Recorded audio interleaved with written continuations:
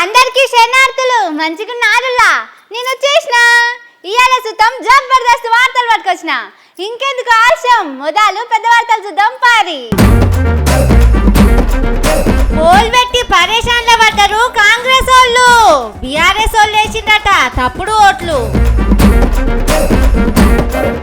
లగ్గాల గురించి చెప్తున్నారు సర్కారు వాళ్ళు.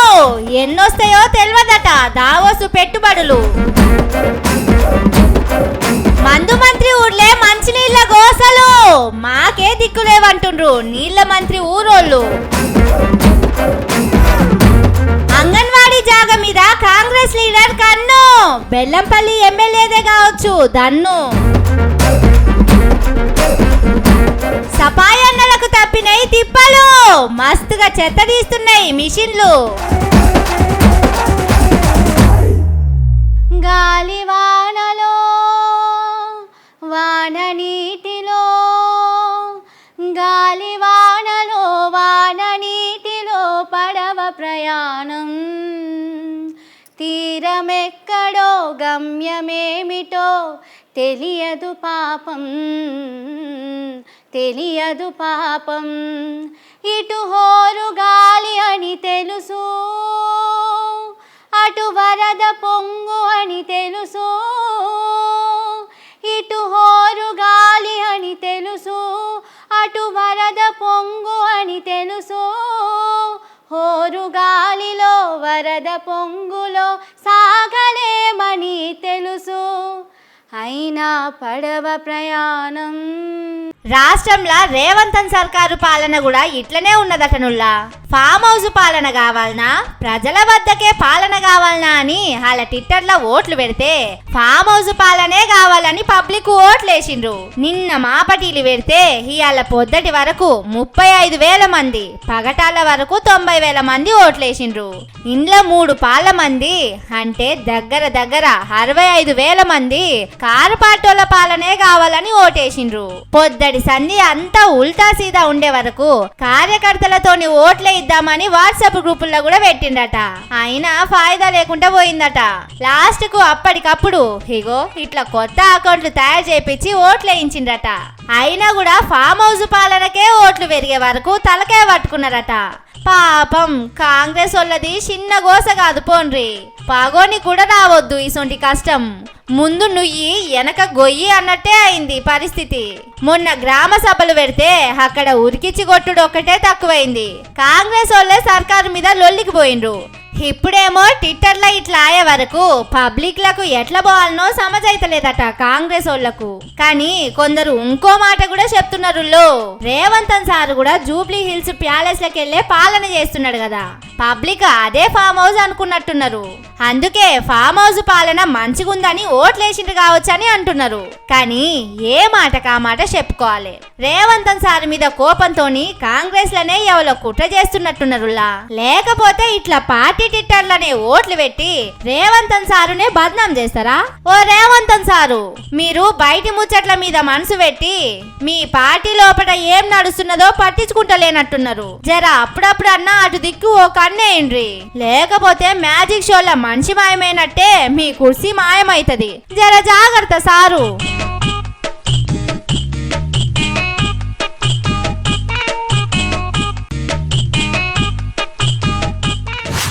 రాష్ట్రంలో కాంగ్రెస్ పార్టీ అధికారంలో ఉన్నది. అధికారంలో ఉన్న పార్టీ ఏం చేయాలి? పరిపాలన చేయాలి, పబ్లిక్ మంచి చెడ్డలు అరుచుకోవాలి, పెట్టుబడులు తేవాలి, పథకాలు, ప్రారంభోత్సవాలు, స్కీమ్ల గురించి మాట్లాడాలి.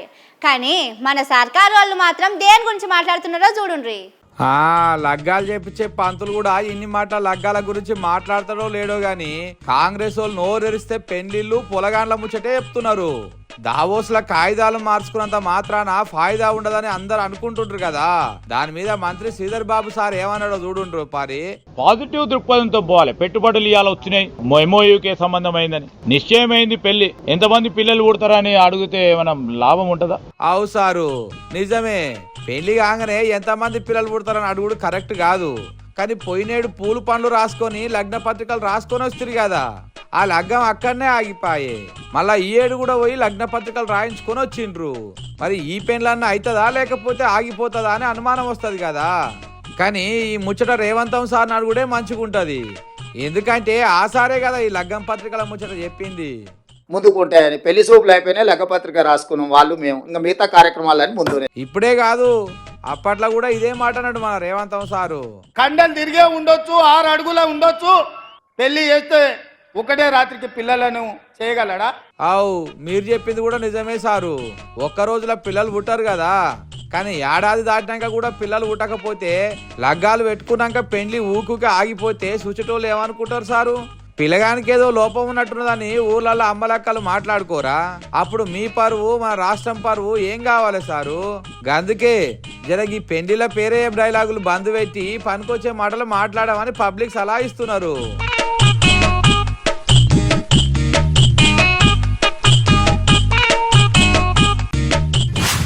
ఎండాకాలం వస్తే నీళ్లకు తిప్పలైతుందని చాలా మంది డ్రమ్ములు తెచ్చి పెట్టుకుంటారు, సంపులు సాఫ్ చేసుకుంటారు, బోర్లు రిపేర్ చేయించుకుంటారు, నల్లా పైపు ఎక్కడన్నా లీకేజ్ ఉంటే మంచిగా చేయించుకుంటారు. కానీ ఎండాకాలం వచ్చుడు కాదు, ఇప్పటి సంది ఆనాకాలం ఒడవక ముందే ఈ పనులన్నీ చేయాల్సి వచ్చేటట్టున్నది. ఎండాకాలం మొదలు కాక ముందే ఊర్లల్లా ఆనాటి రోజులు వచ్చినాయి. ఆనాటి రోజులంటే ఎరికే కదా నీళ్ల తిప్పలు. ఇక చూడుండ్రి, మంత్రి జూపల్లి కృష్ణారావు సారోళ్ళ నియోజకవర్గం కొల్లాపూర్ కాడ ఎట్లుందో 1-2 రోజులు కాదు, నెలల సంధి మంచి నీళ్ళు వస్తలేవట. చాలా వార్డుల్లో నీళ్లకు తిప్పలైతున్నదట. దీంతోని అమ్మలక్కలు కలిసి బిందెలు పట్టుకొని మున్సిపల్ ఆఫీస్ కు వచ్చిండ్రు. నీళ్ళు ఇస్తారా ఇయ్యరా అని లొల్లి చేసిండ్రు. నీళ్ళు ఇవ్వకపోతే కలెక్టర్ ఆఫీస్ ముంగట ధర్నా చేస్తామని చెప్పిండ్రు. కమిషనర్ గారు ఏ పనున్నా ఈ రోజు ఖచ్చితంగా నీళ్లు వచ్చే ఏర్పాటు చేయాలని చెప్పి, లేకపోతే రేపు మేము మా బీఆర్ఎస్ పార్టీ నుంచి అందరం వచ్చి మున్సిపాలిటీ ఆఫీస్ ను ముట్టడిస్తామని చెప్పి కోరుతున్నాం. మంచి నీళ్లు. కానీ ముఖ్యమంత్రి నియోజకవర్గంలో ఇదే పరిస్థితి ఆయే, సాగునీళ్ల మంత్రి ఉత్తమ్ సారు జిల్లాలో ఇదే పరిస్థితి ఆయే, మంచినీళ్ల మంత్రి సీతక్కోళ్ల జిల్లాలో కూడా నీళ్లకు తిప్పలే ఉండే. అసొంటప్పుడు మందు మంత్రి ఎక్కడికి వెళ్ళి తెస్తాడు చెప్పుండ్రి నీళ్లు? కొత్త కొత్త బ్రాండ్ల మందు తెచ్చుడు, KFBలు దొరుకుతలేవంటే ఎమ్మడే కంపెనీలతోని మీటింగ్ పెట్టి 1-2 రోజులనే తెప్పించుడు అయితది గాని మంచి నీళ్లు తెప్పించుడు అయితదానుల్లా? అయినా మందు నీళ్లు తెప్పిస్తే ఎవలకు రావాల్సింది వాళ్ళకు వస్తది, మంచి నీళ్లు తెస్తే ఫాయిదా ఏ ఉంటది చెప్పుండ్రి?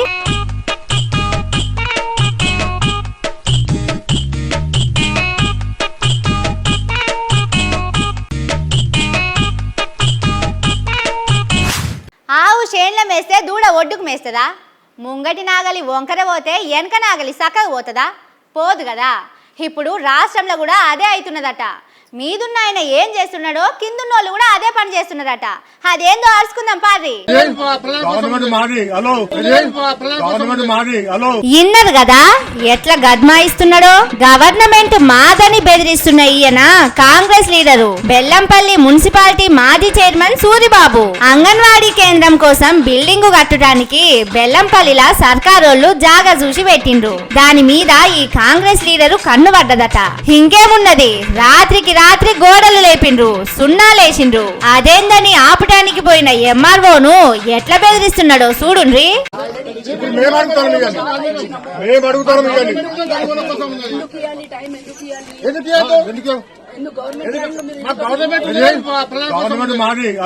పోలీసోళ్ళని కూడా దేక్తలేడు, మీదికే ఉరుకుతున్నాడు. వెనక పొంటి బెల్లంపల్లి ఎమ్మెల్యే సారున్నాడన్న ధైర్యమో లేకపోతే మీద రేవంతన్ సారున్నాడన్న ధైర్యమో గాని ఆఫీసర్ల మీదకే పోతున్నాడు. కానీ వీళ్ళను అనటానికి కూడా లేదు తీండ్రి. హైదరాబాద్ లా ముఖ్యమంత్రి రేవంతన్ సారోళ్ళ ఇంటామే పిఏనే 200 కోట్ల భూమిని కబ్జా పెట్టిండట. అండ్ల బోర్డు కూడా పాతిచ్చిందట. మేడమోళ్ళ పిఏనే 200 కోట్ల భూమి కబ్జా పెడితే మున్సిపాలిటీకి చైర్మన్ గా పనిచేసిన నేను కనీసం 20-30 లక్షల విలువ చేసే భూమి కబ్జా పెట్టొద్దా అనుకున్నట్టున్నాడు ఈ సారు. కోట్ల విలువ చేసే భూమిని కబ్జా పెడితేనే జైలుకు పోలే, ఇక్కడ గింతంత భూమి కబ్జా పెడితే నన్నేం చేశారు అనుకున్నాడు కావచ్చు. ఎంతైనా కాంగ్రెస్ వాళ్లకు రేవంతన్ సార్ ఇచ్చే ధైర్యమే వేరు పోన్రి.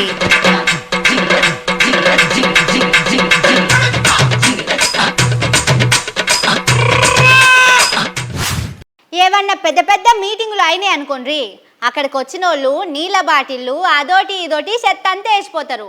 పాపం దాన్ని సాఫ్ చేయలేక మన సఫాయి అన్నలు మస్తు తిప్పల పడతారు. కానీ ఇప్పటి సంధి వాళ్ళకి ఆ తిప్పలు ఉండయిగా. ఎందుకంటారా? ఇక చూడుండ్రి, మన సపాయి అన్నలు తిప్పలు తీర్చే మిషన్ ఇదే. ఎట్లా పని చేస్తున్నదో కూడా చూపిస్తా.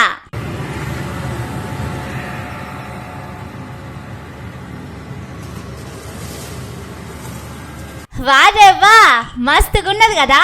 ఇట్లా పైపు పెడితే అట్లా చెత్త అంతా గుంజుకుంటున్నది. ఈ పైపులకెళ్ళి చెత్త అంతా పోయి వెనకాలన్న డబ్బాల పడుతుంది. అది నిండినాక తీసేస్తారన్నట్టు. నడిచే తిప్పల కూడా లేదు, దాని మీద నిలబడితే అయిపాయే, అదే పోతా ఉంటది. యాసకొస్తే దాని మీదనే కూర్చొని కూడా పని చేయొచ్చు.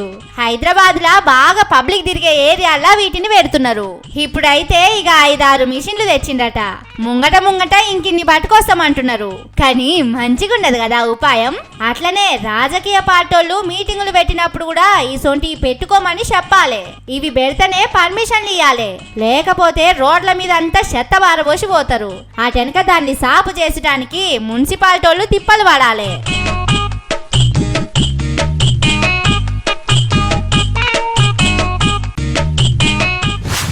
జేబులో 4 పైసలు లేకపోయినా నలుగురిని ఒప్పించే ఉపాయం ఉంటే ఎట్లనన్నా బతకొచ్చు. ఏ పనైనా చూస్తుండగా చేయొచ్చు. అందుకే ఏం చేసినా ఉపాయంతో చేయాలని పెద్దోళ్ళు చెప్తుంటారు. ప్రవచనాలు మంచిగానే చెప్తున్నావు కానీ అసలు ముచ్చట ఏందని చూస్తున్నారు కదా. ఇగో ఉపాయం గల్లోడు ఎంత పెద్ద అపాయం వచ్చినా తప్పించుకుంటారని అంటుంటారు. ఇగో గుజరాత్ పోలీసు అదే పని చేసిండ్రు. దహోద్ అనే ఊర్లే ఓ దొంగను పట్టుకుంటానికి పోయిండ్రు. వాణ్ణి దొరకబట్టి నిలబెట్టి మాట్లాడతాంటే వాడు సందు చూసుకొని అవతల పడ్డాడు. ఇక చూడుండ్రి, శెల్కల్ల వాడి ఒకటే ఊరుకుడు. చేతికి దొరికిన శాప పుసికిపోయినట్టే అయిపోయిందని అక్కడి పోలీసు బాధపడలే. ఇసొంటి కథ అయితదని మొదలే తెలిసినట్టున్నది. అందుకే డ్రోన్ కెమెరా పెట్టిండ్రు. వాడు ఎటు ఉరికితే కెమెరా అటు తిప్పిండ్రు. కెమెరాలో చూసుకుంటా వాడు ఎటు పోతున్నాడో పోలీసులకు చెప్పే వరకు ఉరికిపోయి వాడిని పట్టుకొచ్చిండ్రు.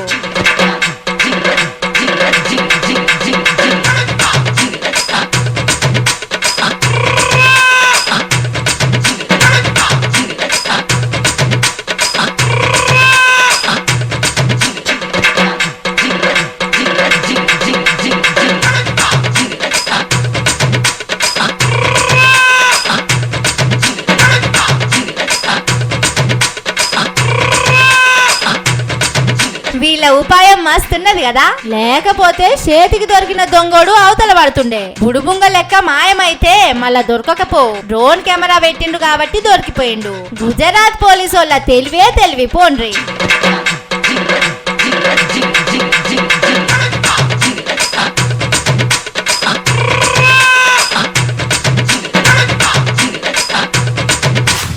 ఇవి అల్టి ముచ్చట్లు. ఇంకిన్ని సూపర్ ముచ్చట్లతోటి మళ్ళొస్తా. చూస్తూనే ఉండుర్రి మన తీన్మార్. ఇదే అసలు తీన్మార్.